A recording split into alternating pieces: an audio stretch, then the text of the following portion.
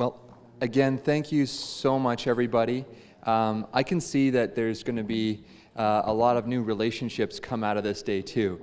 It really is awesome to see this group of experts, professionals, and knowledgeable people here sitting together at the same table, focused on one cause, bringing this education and awareness to the public about such a huge, important topic, brain injury. And I want to thank you again for staying here for this segment of today's event, because this is where you're going to hear from people that have been around brain injury from the treatment side or traumatic injury, physical, mental, emotional, and even sort of a spiritual side, which are, the full perspective of a human being.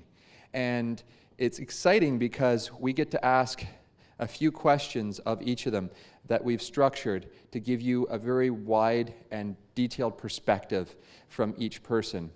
And I'm going to be introducing one at a time and going through their biography, their short bio, so you get to know who they are, and what they've been up to. And then after that, they're going to take a walk over to the podium after I've introduced them, and we're going to go through and have a conversation of these 3 questions and answers. At the end of this segment today, we will be taking another break after we get about 10 minutes with each person. And then at that break, you're completely optional to stay or go. After the break, what's going to happen is, if there's enough of you left in the audience to have a lot of question and answer time, it'll be Q&A time with all of these panelists and some of the people that have shared their story today. And at the same time, if most of you head out and there's only a few behind, we're going to actually open it up to have a conversation about recovery from traumatic brain injury and post-traumatic symptoms and stuff. And I want to just get this, really interactive conversation going that we're going to have afterwards. So that's a bit of a heads up of where we're going for the rest of the afternoon. And I also want to say thank you that we're running a little bit behind. And if I rush things a little bit, please accept my apologies. So, to bridge it, because he did so well right before the break, I'm going to start with Dr. Shree Bhalero, psychiatrist at St. Michael's Hospital. Dr. Shree I'm going to call him Dr. Shree because it's so much easier, is a psychiatrist who specializes in the area of traumatic brain injury. More specifically, he has published, presented, and continues to contribute toward educating the public on the emotional sequela associated with brain injury. Did I say sequela properly there? That was okay. I thought it was a spelling error when I first read it. He is interested in medical psychiatry with research in acute and chronic traumatic brain injury, ongoing research in the area of ongoing protocols for delirium treatment in neurotrauma ICU. Okay. Cardiology with similar protocols being developed, and participation in a national study on treating depression with antidepressants versus interpersonal therapy. That sounds like it's going to be interesting. Dr. B is also currently working on the development of concussions documentary and preventative picture book for children and an app for helping patients manage, track, and follow the symptoms of post-head injury. Dr. Bhalero is committed to preparing conferences and has joined the ACT initiative for further enhancing the awareness, prevention, and treatment of brain injury across Canada. So I want to say thank you for joining us, and if you'd like to join us up at the podium here so everybody can hear you, I will engage you in these, 3 questions. So, Shree, what is the most misunderstood element of mental health and traumatic brain injury? I think the most misunderstood, it's misinformed as well. I think the biggest thing is the link between head injury and mental health. And I think the reason it's misunderstood is because once after a head injury, a lot of the physical symptoms show up right away. And then there's kind of this crosstalk between yourself and the community. Oh, well, it's just the head injury, like months down the line. The depression is just the head injury. Oh, it'll go away. And I think it's misunderstood that it's not going to go away. And the mental health issues are going to show up months after the injury. And I think the public needs to realize that probably 2 years out, is almost a safe time to say that maybe you may not have psychiatric sequelae. That's a hard one to spell as well. But you may not have the psychiatric sequelae after about 2 years. So I think that's the most misunderstood piece. Thank you. And what are the hurdles to people not seeking mental health?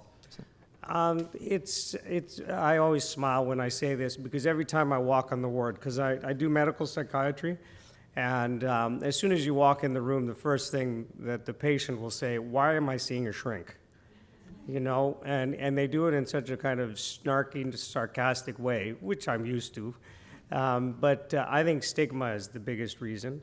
I think stigma it follows everyone, especially with mental health issues, and people that have mental health issues know how they are stigmatized, and even your basic disability forms, and you know, you're always worried about putting that on a piece of paper or anyone else knowing. And I think that's the biggest hurdle to getting care. I have to admit that because it took a decade for me to start mentioning it to anybody, really. Yeah. What is unique about success stories when TBI and mental health issues are comorbid? I think what's unique about it is that you uncover someone that's amazing underneath, sort of thing, and they've been walking around with this cloud of stuff, all these labels and everything, and they're getting treated slowly. Progress is so slow, but once it's treated effectively, I tell you, you unravel someone that's amazing. And that's what, and when they talk about family members wanting their spouse back or wanting their loved one back, I think that's the unique piece, is that I agree it doesn't come back 100%, and there's always that analogy. It's like, you know, you have a wheel and you remove some spokes, but the wheel still runs. And you just can't focus in on the spokes that are missing.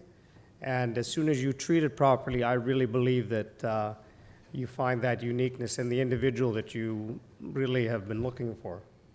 And that's very empowering to the family. And this wasn't really scripted, but I wanted to ask you, what do you see as potential in being involved with ACT?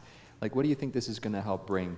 Oh, I think it's always that in-your-face attitude that I like. It's like, we can't get rid of these guys. Like they're everywhere, and to me that's the way you do it. You just are an annoying little bug, and eventually, then everyone is more sensitive as soon as a bug shows up, and it's like, we don't want to keep. Let's deal with it. And I think that, you're generating momentum. You've got, this is inspirational. And usually I'm not like touchy-feely, whatever that is. But when I hear the story and I know that it's going to have an impact, I think that we have to get into the public's face and let them know. And this is the nice, gentle, pseudo-academic, pseudo-public education way to do it, and it's proper. And I think it should bite, but it may not. But at least we tried our best. Yeah, that's good. Now I know why they don't go off script when they're in TV. Thank you so much, Shree.